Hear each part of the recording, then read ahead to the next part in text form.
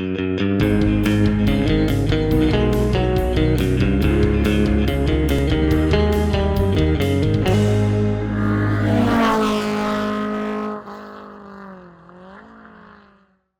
everybody, it's Charlie and Christopher from Daily Motor, and we've been fortunate enough this last week to be driving both the Maverick 2-liter EcoBoost and the Maverick 2.5-liter hybrid. They're both XLTs. This one is packing the FX4 off-road package and 4K tow. This one is pretty darn basic.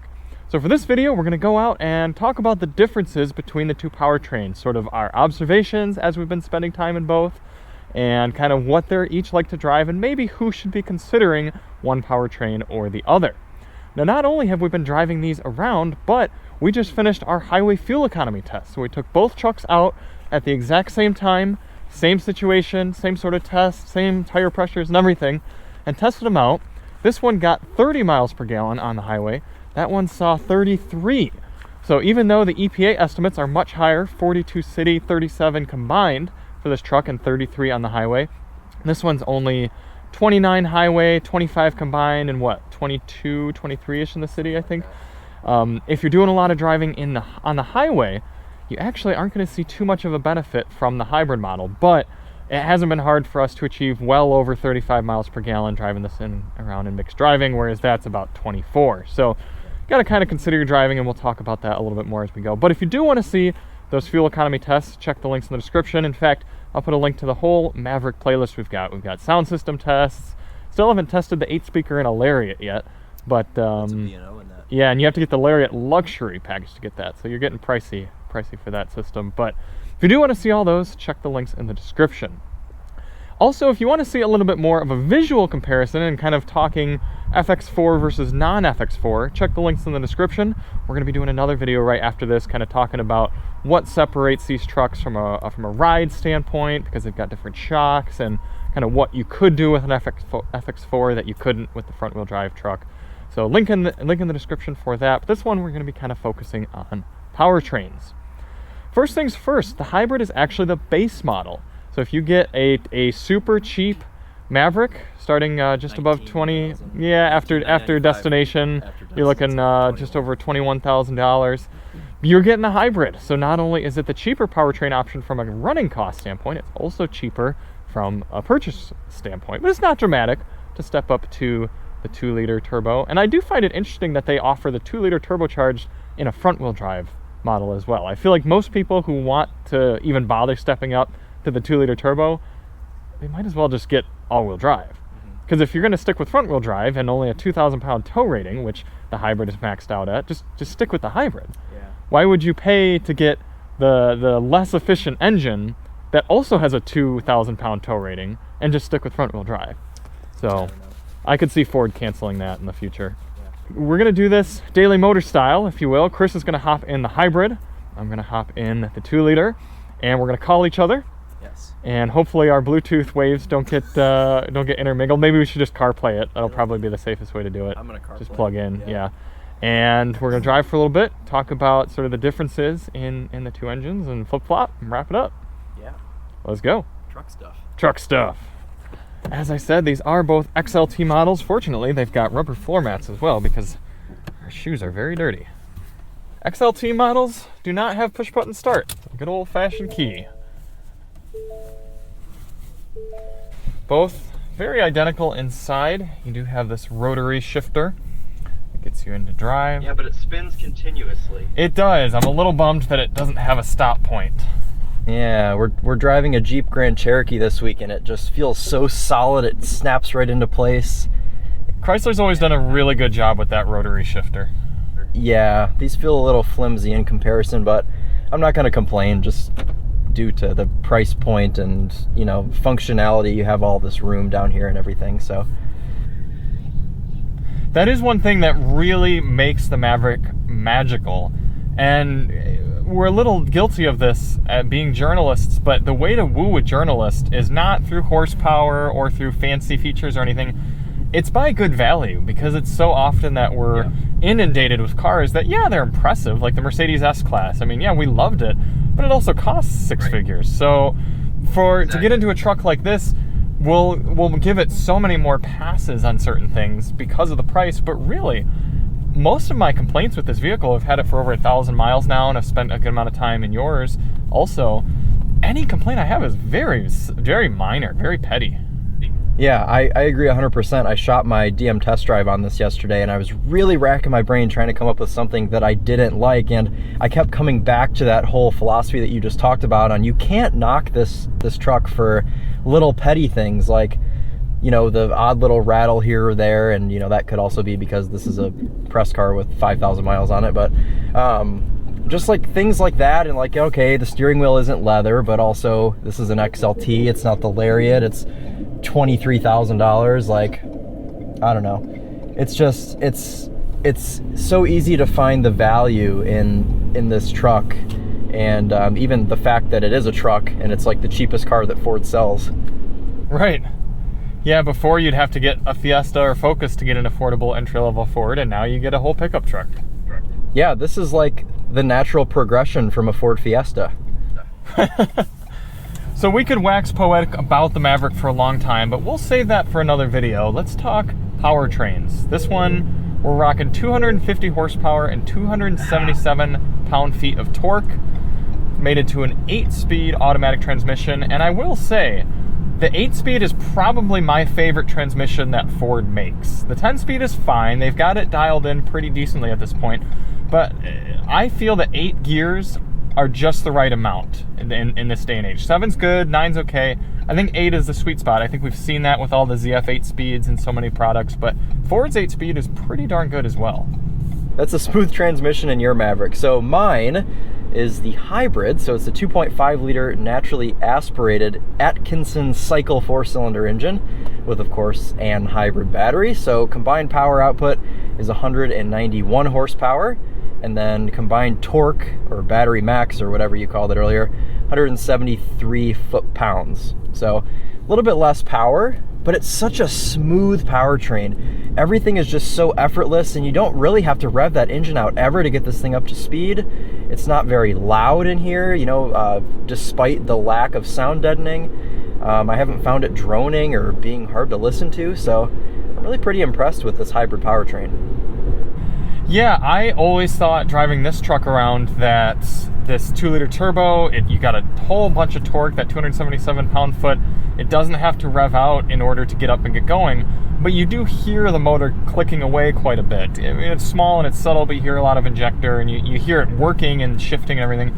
Then I got to spend some time in that hybrid, and I was like, oh wow, this thing will get up to speed very smoothly, and the engine kind of just sits at a very comfortable low sound and drone, and just gets up to speed, and it's pleasant for daily driving. It really is.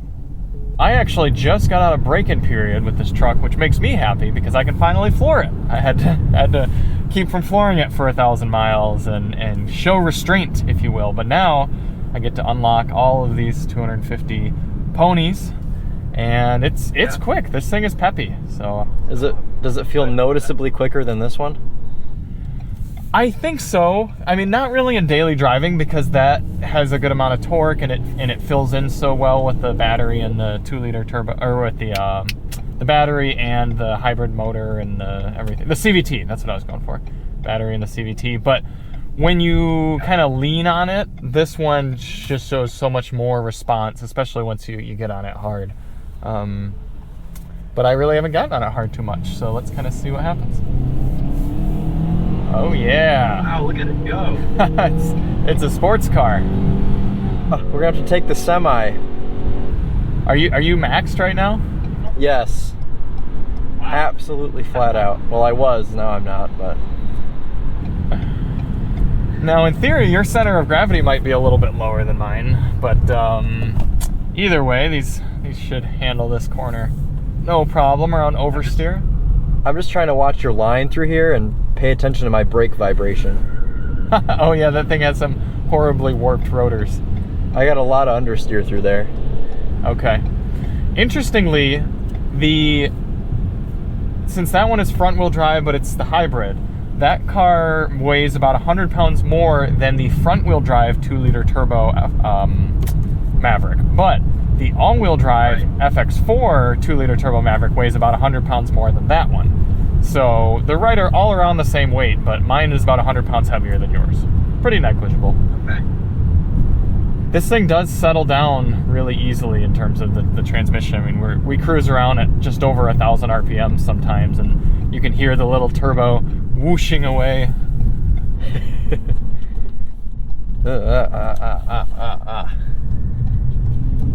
But even when it revs out, it doesn't sound unhappy to do so. It just kind of propels itself, and it's a very innocuous powertrain. Not as smooth as that one, but still quite smooth.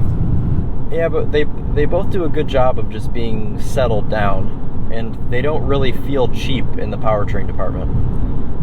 I was about to ask you what RPM you're sitting at right here, but then I remembered you don't have a tachometer. No, I don't.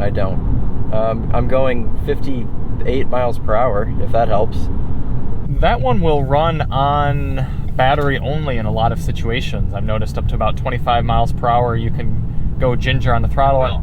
And I don't know if you noticed, but if you go down one in your screen, it shows you a little bar for how much you're pressing the throttle and if you can stay within the electric only bar or not. Oh, so it's like a game. Well, you know, I've really enjoyed the Ford always makes the whole regen braking stuff like a game, and it gives you a score when you stop. Yeah, and the older Ford hybrids used to give you a little eco indicator. They gave you leaves. Yeah, if you got more leaves. And then someone in marketing probably realized that Nissan makes a car called the Leaf, and that's probably not a great thing to copy. That is probably exactly what happened. But I like just that little gauge that pops up and is like 98% return, because I always want to try and get the full 100 because it makes me feel like a hero. Of course. Yeah, yep. It's almost equivalent to like your grandmother coming up and congratulating you on your grade point average or something. 100%. I'm gonna give this Escape a little bit of room. See if you can even get up to 60 miles per hour on this on-ramp. No way. Oh. Let's go. Oh, I just had a major traction control freak out in here. Really? Yeah, the whole car cut power very drastically. It felt like it exploded. I got up to about 58 through there. Not bad. That's the same. Yeah. Right, 70 miles per hour. The gas motor calms down right to about, looks like we're just a hair under 2,000 RPM at 70. And you pretty much don't notice the engine sound at all in this car when you're cruising at 70. You kind of gets drowned out by all the wind and road noise in this XLT. What about you? Do you notice the engine at all? I don't, and you know, there is a decent amount of wind noise and road noise, but not an overbearing amount for a $23,000 car. No, not at all. But no, I don't notice any powertrain noise at all in this. So because we're both 17-year-olds, how about you come up next to me here and we'll do a little roll race. Just come up next to me. All right, you want me to honk? Yep. All right, you ready? Yep. Go on 3. All right, get over. Get over. Not as dramatic as I expected. Not dramatic. Oh no. I thought you were going to be left in the dust, but you're really actually quite close. Oh, that was only by like a car length. Yeah. It was my instant torque. Yeah, I honestly think you're right, because mine probably had to drop about 6 gears to get down into the power band. Yeah, mine was just ready to go with the hybrid / CVT combo. Yeah. Now, because this is an FX4, I actually don't have sport mode. You lose sport mode in exchange for, you lose both sport and eco, and instead you get mud and ruts and sand. But you get sport mode, yeah. So your car is inherently more sporty than mine. It is, and the throttle response is much sharper. Yeah, and you go into eco and it feels like an absolute slug. Yeah, I don't love sport mode. Ooh. Now you'll notice that Mr. Brower has an aversion to capital letters. So therefore he was unable to capitalize my name. I changed it to capital letters while you were on the phone when we stopped, but it didn't switch it because it's a live call. I was like, oh, Charlie's going to compliment me for having capital letters in his name, and then it didn't switch. Oh, I'm so happy that you at least thought of it. So you do notice right off the bat that this has a more rudimentary gauge cluster, but that's not the fault of the hybrid necessarily. It's only because this is an XLT without FX4. If that did not have FX4 as well, it would also have this more simple screen. But if they were both Lariats, then they would both have the nicer displays as well as Sync 4, I believe. Or Sync 3, or just some other sync. Some other sync. They're hard to keep track of. They really are. Why is my parking brake set? Did you set that? Yep. Okay. At speed. I did notice you coming to a dramatic halt, but I didn't know what that was from. That was the parking brake. Okay. It smells like burning new car. Probably because it's broken in now.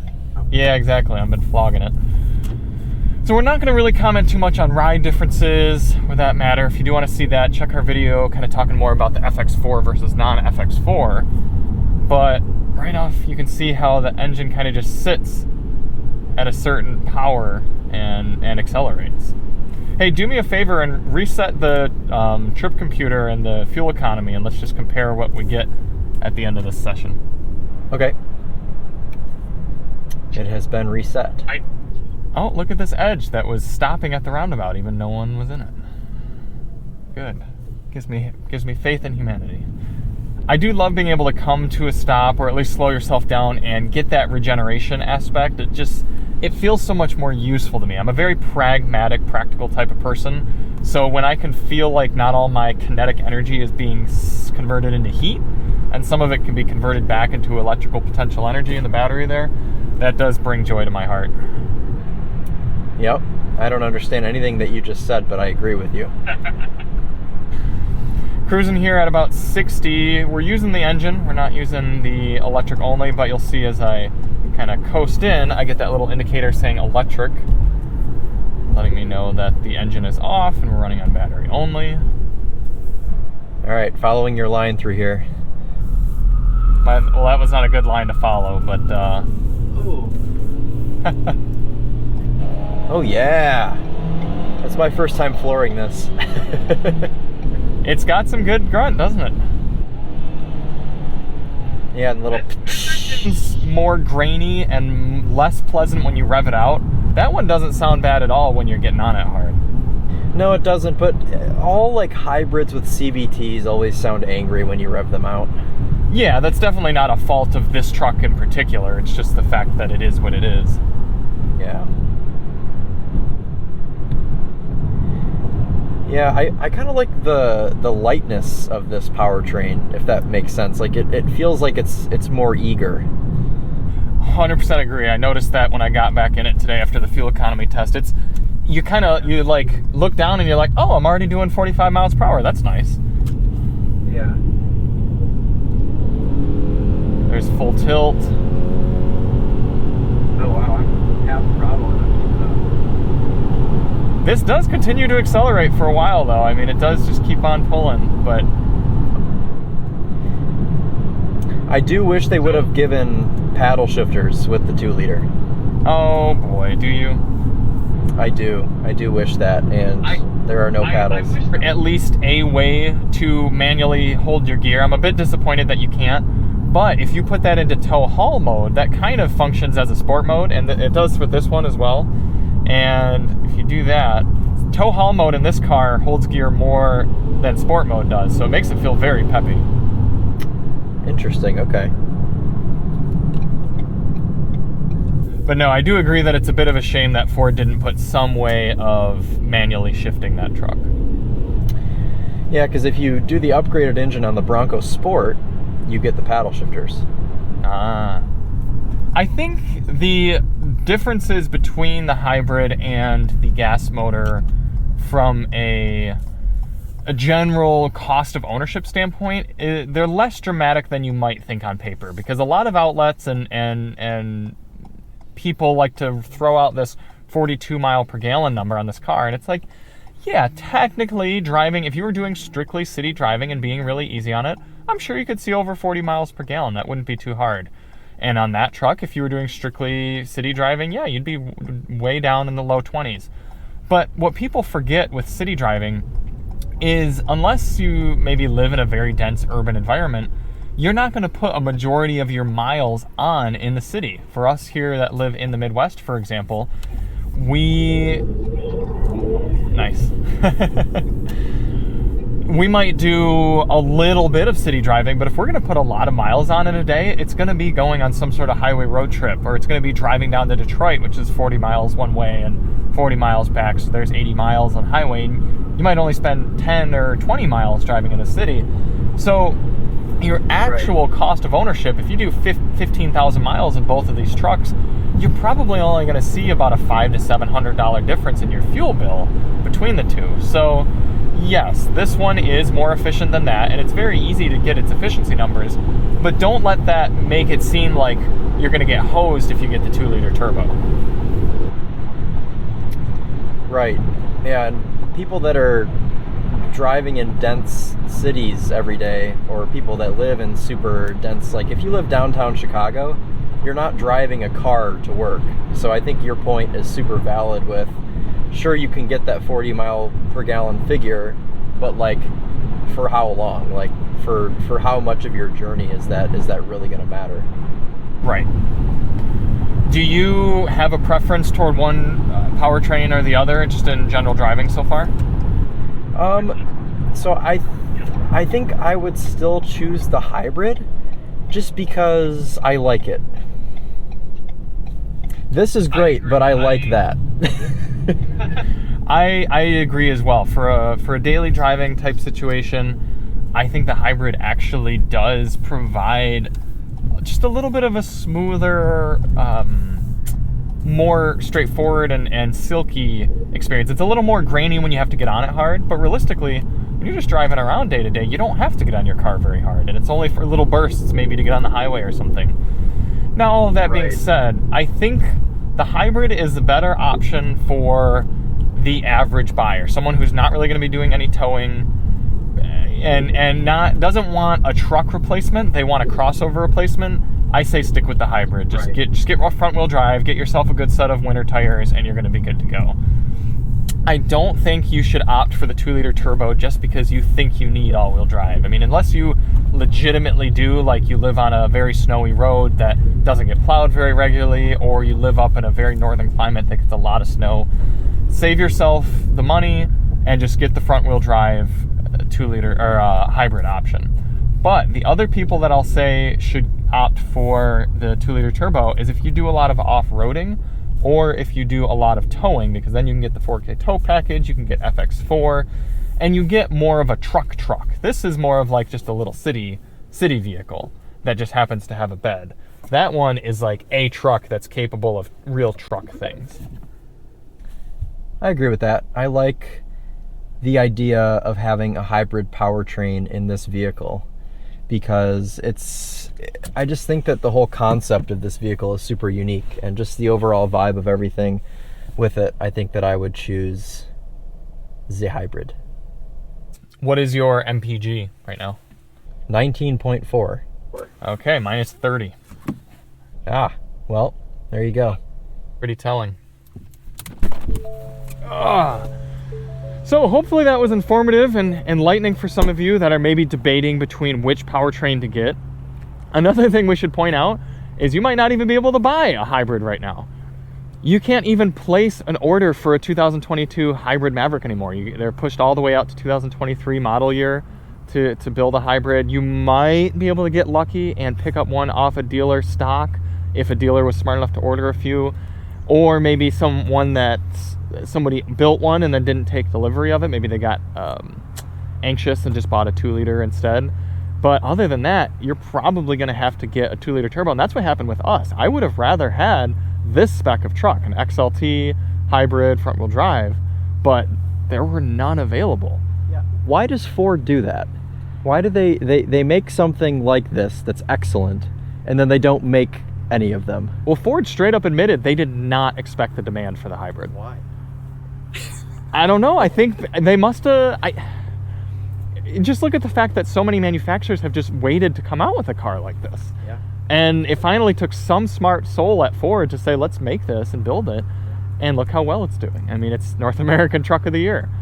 So, no, you really can't go wrong with either powertrain. My lasting impression would be, if you're just using it as a daily driver, not going to be doing any towing or off-roading, stick with the hybrid. Don't bother to get the 2-liter turbo with the front-wheel drive. Only get the 2-liter turbo if you plan on regularly, or at least a few times a year, towing well over 2,000 pounds, or you want to do some serious off-roading with it, because the FX4 package is only available in this powertrain, and it gets you more off-road stuff, which we'll go over in the next video. So thank you all so much for watching. Like I said, if you do want to see more on the Mavs, check the links in the description, and we'll see you on the next one. We're Charlie and Christopher with Daily Motor, and as always, drive on.